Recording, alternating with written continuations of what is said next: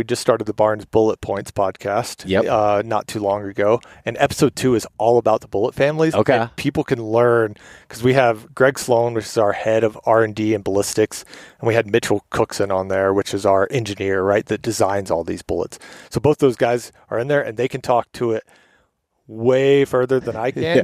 I could give you the brief overview of what I learned, essentially, even more. Yeah, we don't even need to go in the nitty gritty. Yeah. People that want to go into that can go listen to it. But as far as like the average consumer, it's like, I just want something that's going to freaking work. Right. You know? So the way I look at it is our TSX, think of it as almost like a good, better, best, as well as a short, medium, longer range. Okay. Right? Like that. I think that's kind of the easiest way to look at it.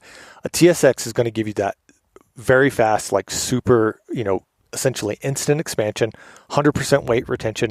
But because it doesn't have that tip to kind of help with your BC, help with flight, it might only be good, let's say, out to 350, 400 yards, right? Like that's going to be kind of where you want to limit yourself to with like a TSX.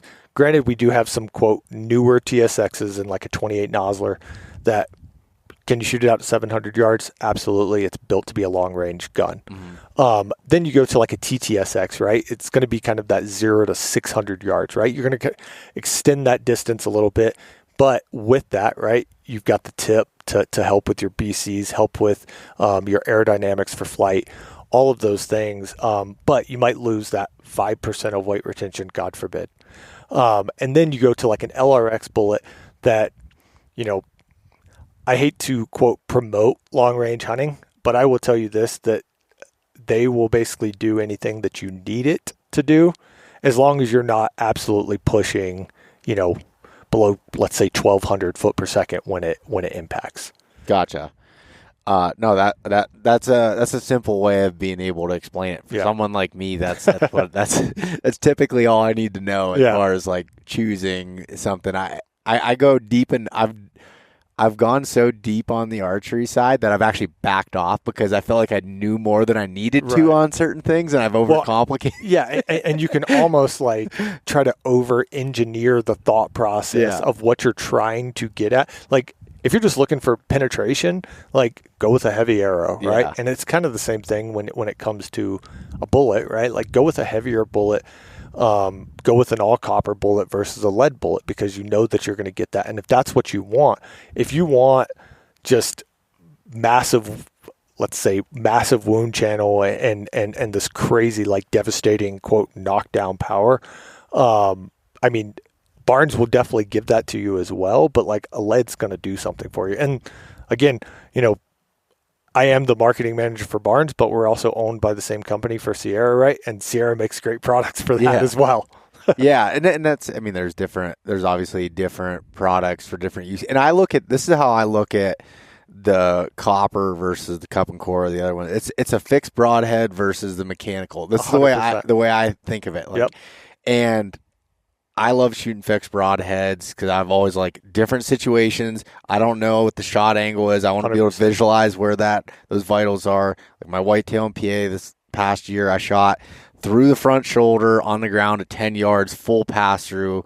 I'm confident in making that shot with my setup. And I think of that when I think of the Barnes solid coppers.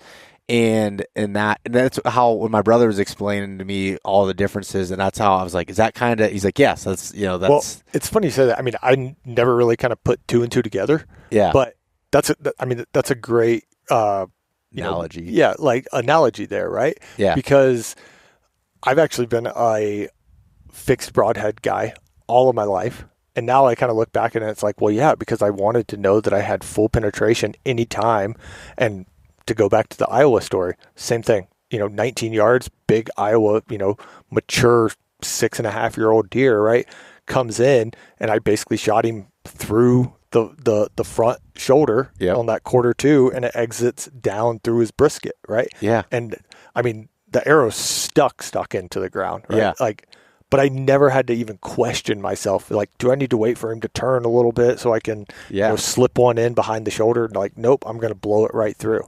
Yeah. I'm also shooting heavy arrow. You know what I mean? Like I'm shooting a roughly 500 grain plus arrow, right? All of those things. So, I mean, yeah. Yeah. No, it's kind of how how I've looked at it, and just I guess the idea of like with those types is just like, this is your all around. Not sure what the scenario is, because my brother was always stressing with me about that let me get this right. The caliber is not as important as the bullet of like, the cartridge, whatever. Dang it, I'll never get that right. But anyways, because like he builds rifles, and he'd build his own 270, and he read a lot of Jack O'Connor stuff, and so he's been wanting to shoot all animals all over. Shot mountain goat in Colorado, and like elk, mule deer, all with that 270, and he's like, you use the right projectile. It's more important than worrying about the cartridge. Right. Got it. Yeah. No, and I 100% agree with that. It's funny because like I was a 270 guy all my years growing up, right? And then once that I was 21, something like that, I bought a 7 mag because it was like that. To me, that was kind of the natural progression from a 270. Yeah. In a way, if you're a 30-06 guy, probably you buy a 300 Win mag. Yeah. But if you're a 270, you buy a 7 mag, right? Yeah. So I actually bought a 7 mag, and again, right, started loading bullets. I was shooting 150 grain, but it was like, well, I'm just shooting a little bit heavier bullet. Yeah. But it's going whatever 200, 300 feet per second faster, right? Versus that 270. Hey guys, thanks so much for listening. If you enjoyed this conversation, share it with your buddies. Leave us a rating, a review, and subscribe. If you want to check out more content like this, there's plenty in the links below.